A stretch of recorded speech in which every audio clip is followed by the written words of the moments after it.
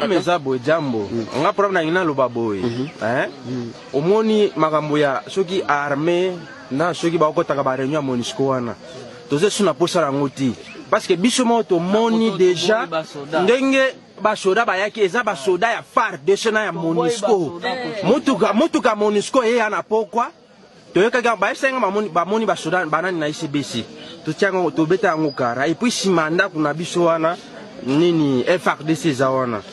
FARDC zawana alors que bazo tambola na poka bando senga biso biloko lobi na poka to sunga bango po ba ne loko oli ati.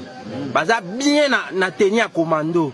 Mais lelo na tongo le lobi na butu ba 19h to ko mona mutuka MONUSCO.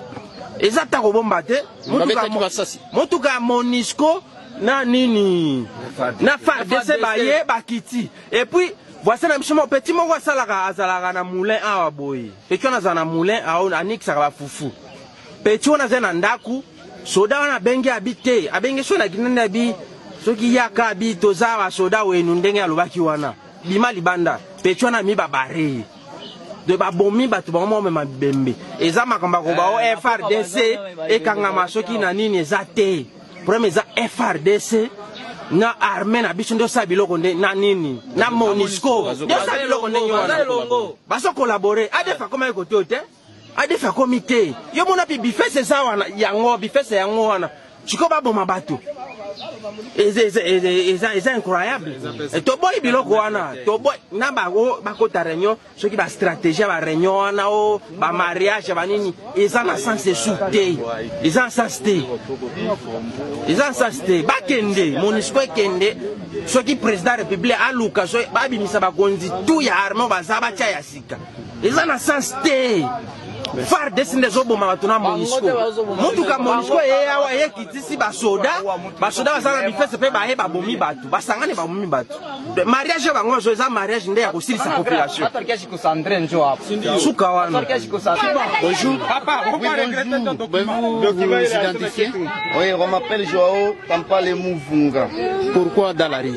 En fait, nous sommes dans une grande inquiétude de voir que nous sommes tués du jour au lendemain. Une situation qui déplore complètement. À côté de moi, vous verrez toute une multitude qui est en train d'exprimer les mêmes sentiments que je suis en train de sentir tout à l'heure.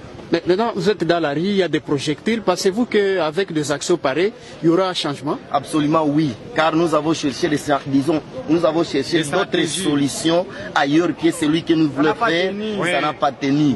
Nous avons trouvé que ça vaut la peine pour aujourd'hui de pouvoir nous manifester ainsi, pour qu'il y ait aussi une solution adéquate. Et de revendiquer pour le départ aussi de la MONUSCO. Mais nous apprenons qu'il y a eu le bâtiment, l'édifice public qui a été incendié.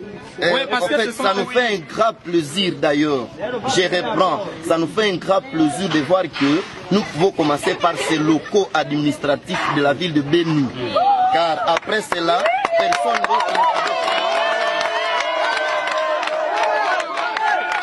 Au cas où les réclamations ne sont pas considérées, qu'est-ce que vous comptez faire? En fait, nous n'allons pas cesser. Nous sommes tués. Jusqu'à la dernière extinction de la population, nous allons continuer à nous manifester. Bien qu'il ne faut pas faire aucune action, quel que soit ce que nous avons montré, nous allons continuer jusqu'à tout le monde sera fini. Nous avons vraiment tout préparé psychologiquement, toute notre énergie est préparée pour faire notre manifestation. Y compris. Bonjour monsieur.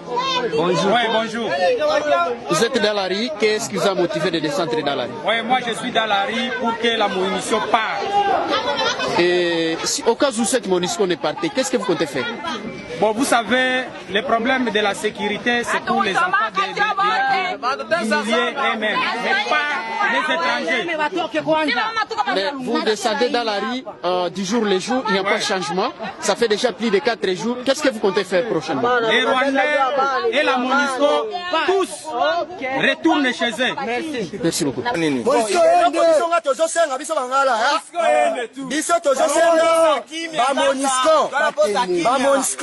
Bakende beto lingi gouvernement esunga biso po nini topuka po na MONUSCO po bazonga eloko basala te eloko eloko basalaki na Rwanda population nde babimisa bango na Rwanda nde biso tozoloba nano baMONUSCO bakende mpona barwandais bakimisa bango nde bakimi na Congo nde biso mpe tolingi bango te 48 heures topesi bango bazonga kasi soki bazongi te soki baboyi kozonga tokosala ata senga sako tozosala greve kaka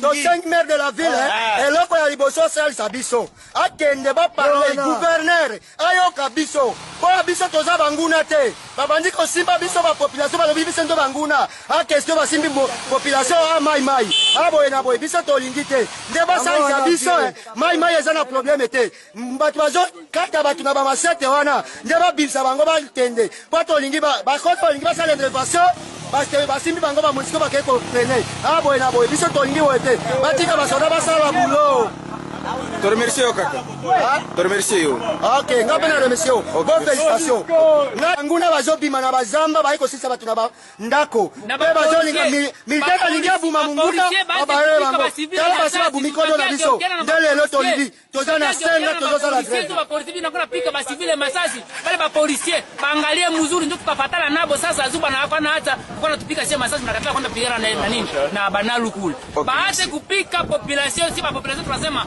policier mwenye atapika civile masasi tutamfuata timu mpaka na kumeri iko veranda kutoka Kasindi ndio tunasema ile hapa tunakula sasa tutakia ungana na watu wa kwetu ba Beni hatutaki batoto wa Beni bateseke Zado alisema na aina maliza masakre atusaidie iko deputy atasemea inji amalize hivi bazana tutumia basoda iko nini monsieur Zado kasereka mangwengwe papa toleli na kombo na papa Zado mangwengwe gouverneur wa sika buloni nyozo sala na Goma buloni ni lobela batu papa totika kokufa. Ok, merci. Na monsieur l'équibiso. Tunaomba MONUSCO itoke yende. Mimi sasa zimepanda nachukia sana kuona wale wa MONUSCO. Na bakepita hapa nda baloma loma mimi ndio hakuna kupata MONUSCO atapita hapa. Ndio MONUSCO